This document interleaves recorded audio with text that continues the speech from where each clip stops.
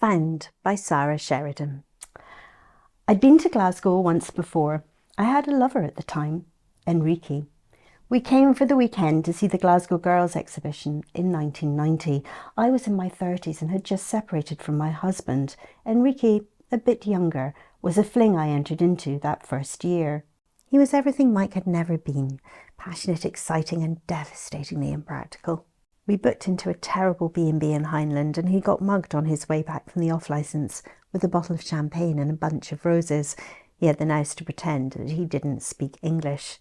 None of that, the mugger had growled through the driving rain, gesturing Enrique to hand the bag over. "Gie it to me, or I'll hate it, chibia." Enrique never recovered from being mugged for a bunch of roses. He had a highly developed sense of romance and not inconsiderable male ego. I never thought I'd come back to Glasgow. I certainly didn't intend to, but my choices were limited. I'd had an understanding with my landlord in Islington over a tiny studio flat I'd lived in for over a decade and couldn't really afford. When he died, his children unceremoniously evicted me on short notice so they could quadruple the rent. I couldn't find anywhere to live, and then last minute a commission appeared, advertised on the Institute of Conservators site. It was at Kelvingrove Art Gallery and Museum. I was overqualified and I applied. Satisfyingly, they snapped me up and even agreed to organise accommodation. Before I knew it, I was on the West Coast Line in a first-class seat being served tea and biscuits. It was October, and as I speeded north it felt like I was travelling into winter, the leaves sparser every mile. At Central Station the sunset was a striking meld of pink and orange flame. As I ducked into the underground, I wondered if I was heading into hell.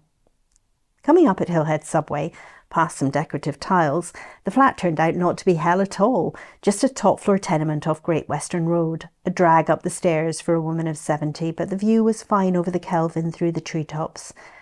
I sank into a purple tweed sofa and thought at least I was okay for the 10 weeks I'd be here, cataloguing a collection of 60s and 70s clothes that had been gifted to the museum.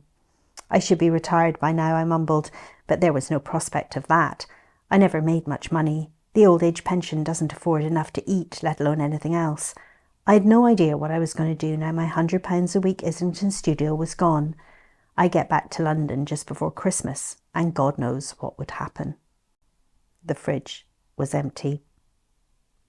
After Enrique's Glasgow experience 3 decades previously, I wondered about going out once it was dark. But I'd have to go to the shops eventually, and in Scotland over the winter it's dark most of the time. So I headed outside again. A woman in a red tracksuit was jogging with a German shepherd attached to her belt in the opposite direction to the main road. This somehow comforted me, and I set off for the co-op that had pinged up as my nearest supermarket on Google. That was the first time I noticed him, an old man in a grubby-looking coat. He had a sparse beard, a pair of 1980s spectacles, and was loitering on the corner inspecting a drain. "They do better than this on the continent," he said, a comment I ignored. "It's still up there, you know," he added, as I hurtled past. Glasgow had changed a great deal from what I could see for the better. There were old-fashioned cafes and a brutalist 1970s library as I headed to work the next day down Byres Road. It didn't feel at any point like I was going to get mugged, and the pale northern October sun managed a little heat. The clothes were fun when I got to the museum, a little like Mary Quant hadn't brought her early materials from Harrods and had to make do with remnant kings. That sounds snobbish, I know, but as a textile conservator over many years, I can tell you, material matters. You'll always resurrect the quality. Real leather, good wool, but if you overheat a synthetic, it's gone for good. I decided to treat myself to fish and chips on the way home. The tramp was loitering outside the high, glossy gates of the Botanic Garden. "Just look up," he called out as I passed. "That's all you have to do." At home, when I had one, I tended my plants in the evenings, read a book or sewed. My books, my embroideries, and my seedlings and mature specimens had been housed with friends before I left London. After fish and chips, I realised I had nothing with me to occupy my time. I stared at the television and shuddered, instead sitting in the window overlooking the street. The peachy light cut a slice into the room, highlighting a join in the thick ochre wallpaper, which was peeling, only a fraction. I could just make out something behind it, something odd. I stood on a chair and worried that I was going mad, like the protagonist of Charlotte Perkin Gilman's famous horror story, a woman trapped behind yellow wallpaper picking it away. Cautiously I stripped the curled edge, revealing, I hesitate to tell you, a human bottom, an arse, a bum that is, figuratively drawn. Goodness, I said, and jumped down, backing away. The arse hovered overhead for some days. I ate my cereal in the morning, glancing at it. I tried to turn away at night, but it proved impossible to ignore. And eventually I found a stepladder in a cupboard and climbed up to perform an examination, carefully easing the paper to one side with a kitchen knife, revealing the arse, though muscular, belonged to a woman's body, lounging lengthways just below the cornice. She was glancing over her shoulder, long hair down her back, and a label beside her that said, Inga. The paper pulled away easily as I slowly made my way down the wall to reveal a sprawling landscape including more women, some naked, some clothed, all named on little scrolls beside them. Eve, Lilith, Mrs. Cromer the cleaner, Claire Ramsey, primary school teacher, Bella Baxter, Liz Lochhead, a mother cradling a babe in arms entitled Dowen Hill, Madonna and Child, Margot MacDonald, politician, Mary, Queen of Scots. The construction nodded to a bucolic Renaissance painting with goddesses lounging under trees. I worried I'd uncovered a stalker's wall of obsession, an artist stalker with a good eye, influenced, I'd say, by William Blake. There were strips of the mural still hidden where I'd need to soak the paper to get it off, but already the image was impressive. I sat on the floor like an errant puppy amid a pile of tattered paper strips. Then I worried the landlord would be furious and I'd get into trouble at the museum. Oh God, I whispered, what have I done? The painting wasn't finished and it wasn't signed, I thought, as I headed down Byres Road to work the following day. The tramp was sitting on a low wall outside the Oran Moor, drinking something I initially thought must be a take-out coffee, but as I got closer realised was a tin of Heinz tomato soup. Ha! He exclaimed delightedly and raised the tin as if toasting my health. Is that cold? I checked. Uh-huh, he replied and took another slurp. It's the skeoch that'll unlock it, he said. I hurried on. At work that day, I had a call from Charlie Fox in London. I've known Charlie for years. His business brokers investments in all kinds of arts and artefacts, from Delamere Georgian silver teapots to murals by Banksy. People always say what a gentleman he is, but there's something too smooth about Charlie Fox, and as he gets older it's beginning to show. He's a little older than I am, and once you're past 70 it all comes out. Marianne, he said, I've a job for you. I need some kind of monograph, something academic. I put aside the block-printed Indian cotton dress I'd been working on and propped my glasses on top of my head. A monograph, I smiled. He thinks he's Sherlock Holmes. What subject? I ventured. Charlie took a breath as if he was about to admit something controversial. I want you to title it, Does the Paper Matter? I mean in the fine art prints and drawings. Is the quality of the paper linked to the price of the piece over time in any way? No artist in particular, just does it form part of the value or not? I laughed. Artists use different kinds of paper. Not all of them can afford the best, I said. This isn't really my field, Charlie. I need it quick, he confided. That definitely wasn't possible. A monograph is the work of a year, I said. It takes peer review. It's tens of thousands of words. How quickly do you mean? A couple of weeks. I laughed again. I'm sorry, Charlie. No one will be able to do that for you. Would an academic paper cut the mustard? Something shorter. I could take a couple of weeks off to do that. Charlie paused, considering. Needs to be published, he said. I sighed. I had a friend at High Art magazine. It was an interesting subject. I could place it, I suppose, I said, as I thought it through. Something reasonably long form, say 4,000 words? But you're putting me out, Charlie. I'm working already.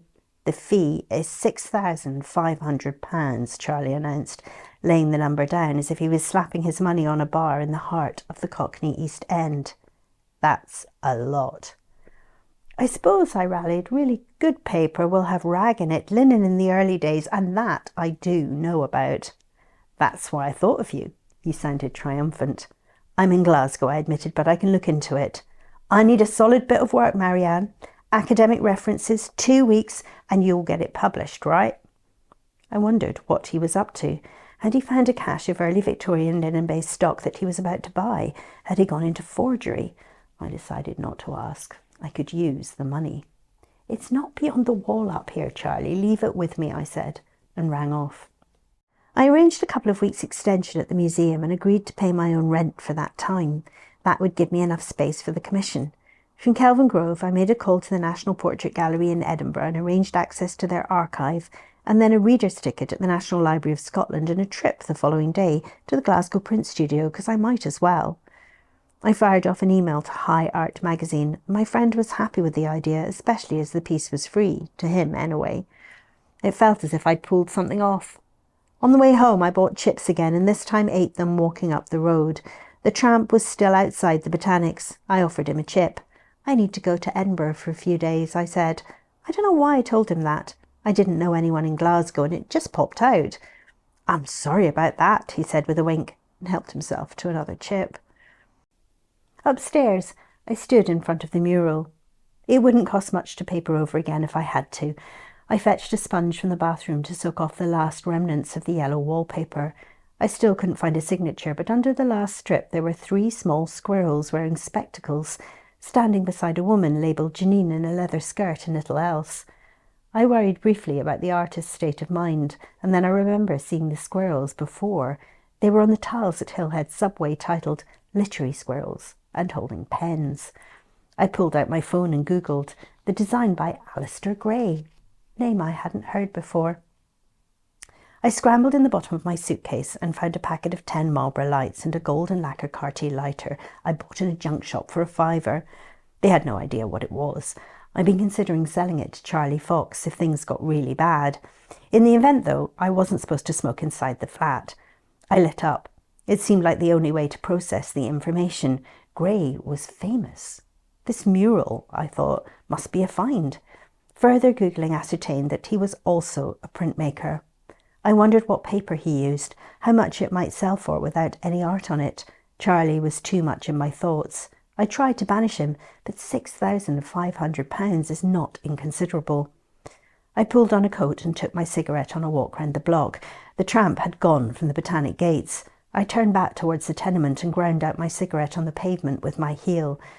Just then, a taxi wheeled past. In slow motion, it seemed. The window opened, and from inside the tramp waved.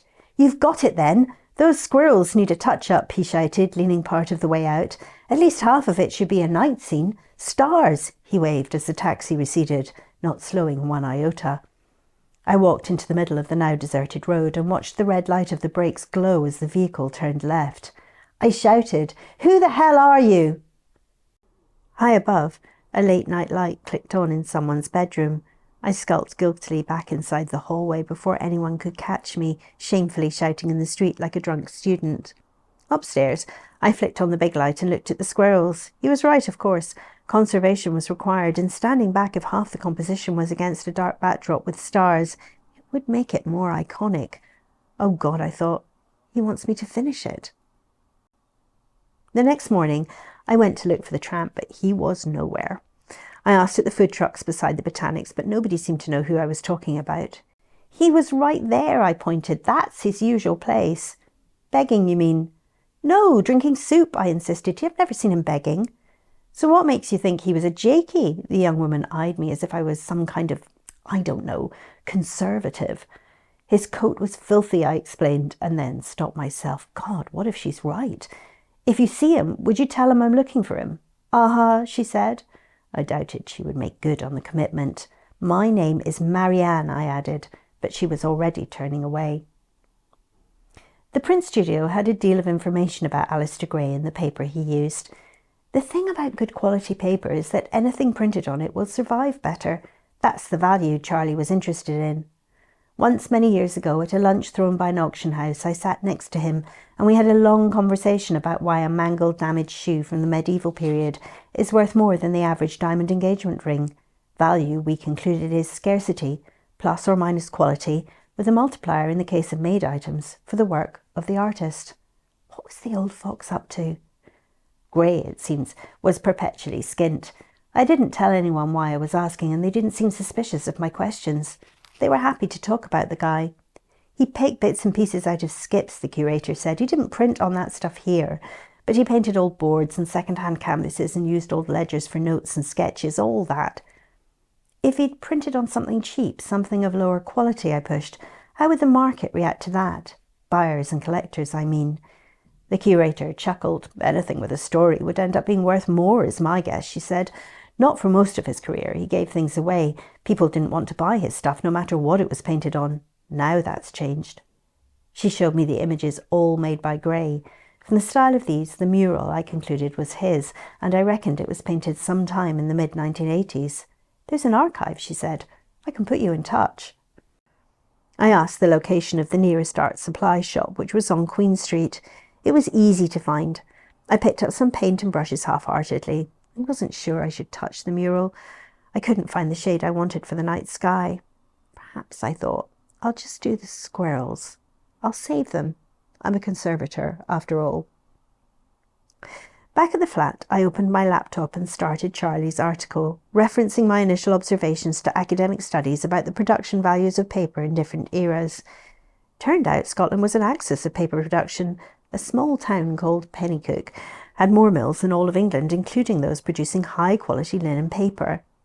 I sketched out what I wanted to say about the contribution to value that the artist makes, and then I jumped to the sound of a crash in the close. It sounded like someone had dropped something heavy. I got up to make sure everything was okay. As I opened the door, I heard steps receding downstairs, and looking down on the mat at my feet, there were 4 pots of paint stacked against the door frame, all shades of blue, dark like the night sky. I leaned over the banister. "Hey," I called, "stop!" But the front door slammed, and by the time I'd raced back through to the window, there was nobody in the street. I can take a hint. "All right," I said to absolutely nobody. "I'll do it." It's important the light is right. The windows face northeast. At this time of year, this would give me a 6-hour window from late morning until the sun began its gradual descent into darkness around 4 in the afternoon. There were 2 hours to go, and I decided to spend them on the squirrels. I took photographs on my phone so I'd evidence of the original. Then I donned a magnifying glass and a headband and used a tiny brush, imitating the existing strokes, trying not to be too timid, which is one of the classic mistakes rookie conservators make. By the time the sun went down, I was satisfied with my work. It had been a long time since I felt that way. I heated a tin of Heinz tomato soup, the height of civilization, and ate it sitting opposite the mural, watching the dimming light from the window change the colours. The squirrels looked whole. The next morning at 10 o'clock, I started on the background using the doorstep paint. It took all day, but the old man was right. It brought the whole thing together, made a real vista of it. By 4 o'clock, when the sun had sunk too far to keep going, I opened the window to air the smell of paint, and I spotted him below, sitting on my doorstep. "Hey," I called, leaning out of the window, "do you want to come up and see? I'll make a cup of tea." The old guy gave me the thumbs up. "Thanks," he shouted back, rising to his feet. I turned round to put on the kettle. The kettle boiled. I set mugs on the table, but there was no sign of him. I looked back out of the window, but he was gone. I checked the hallway. He wasn't there either. I guess he got what he wanted. I made myself some tea anyway, before clearing up. I'd never slept so well, not in years. The next day I researched more instances of paper use.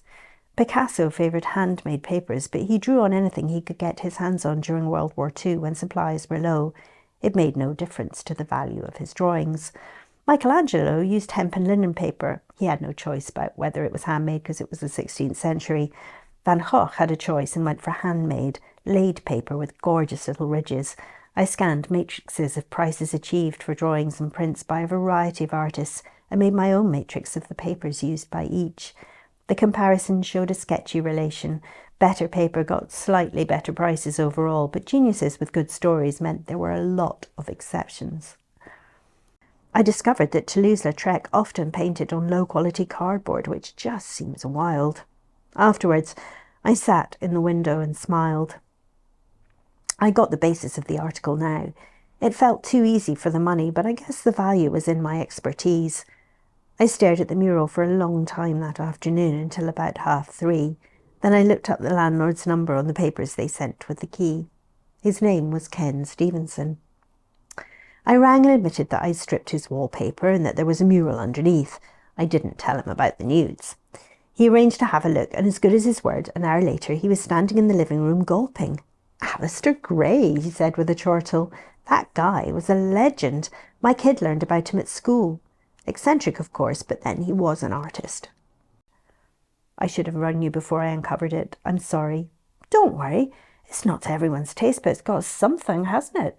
He cocked his head to one side, considering the downhill Madonna and Child. "It's growing on me," I admitted. "How on earth did you figure out it was there?" "Something just told me," I answered. "A divine revelation, you mean, like God?" I laughed. "More like Gray," I quipped, and he let it go. I hadn't tidied the kitchen. There was an empty tin of soup on the side and some dirty plates. Self-consciously, I started to clear them away. "Heinz tomato, Glasgow gazpacho," Ken said wryly, and I thought of the old guy drinking it cold from the tin. "I should contact someone about this, shouldn't I?" He gestured through the open kitchen door from the living room. "I suppose they could put it in an art gallery or something." I could tell he thought this might be a money spinner. The mural was painted directly onto the plaster, but it had been prepared properly, sandpapered and sealed. "That'd be a big job," I said. "Depends on the quality of that plaster.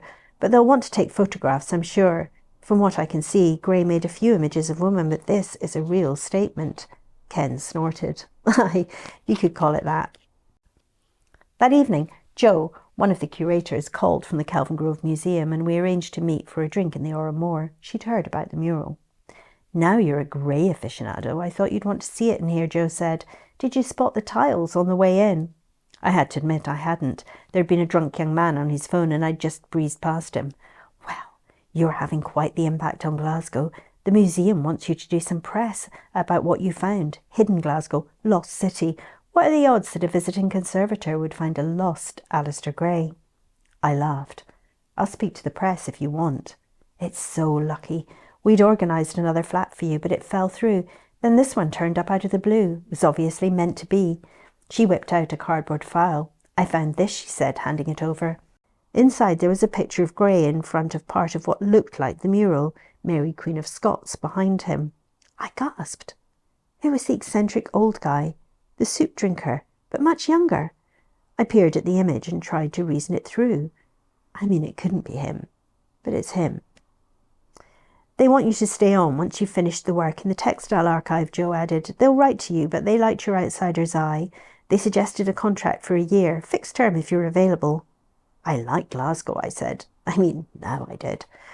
"The flat you're in isn't available, but we can help you find somewhere else suitable." "I'd like that," I admitted.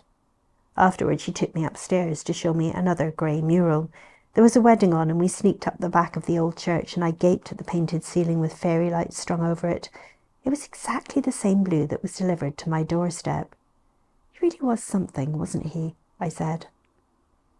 The next day, I delivered Charlie's article, which went into the next edition of High Art. Charlie paid promptly. 2 weeks later, a thrusting young artist represented by Fox & Co. announced a show at the Venice Biennale for the following year. Pieces of paper from different eras, purportedly from the studios of famous artists. Blank pieces of paper, that is, carefully framed. Da Vinci, Vermeer, Warhol, all blank. The prices were eye-watering. Charlie was ahead of the game, of course. He quoted directly from my article on the press release, which I have to admit gave the piece more legitimacy, which is what he was after all along, I suppose. I shrugged my shoulders. I prefer old-school art. I finished my first contract at the museum and started my second. Before Ken had the mural removed from the flat, the custodian of the Alasdair Gray Archive came to see it. She sat for a long time over a cooling mug of tea, just staring. "He never finished," she said wistfully. "He kept working on things over and over, you see." I couldn't help think that perhaps he still was. I watched her take photographs as the mural changed with the sun crossing the sky. "He'd have liked what you've done," she said. I didn't tell her about the old guy. I don't want to end up in an institution, but I felt like nobody knew Gray's work better than this woman, and it was good she'd given the amendments the thumbs up. As we stood in front of the mural at last, she pronounced, "There are images of people here we didn't know he'd painted." Afterwards, I heard a collector paid a 6-figure price to have the mural installed in a private gallery. The living room was replastered just before my stuff arrived in a van from London. And that's how I ended up moving 500 miles further north than I expected. In the end, I found Glasgow and Glasgow found me, and at my age, that's the closest to romance I'm likely to get.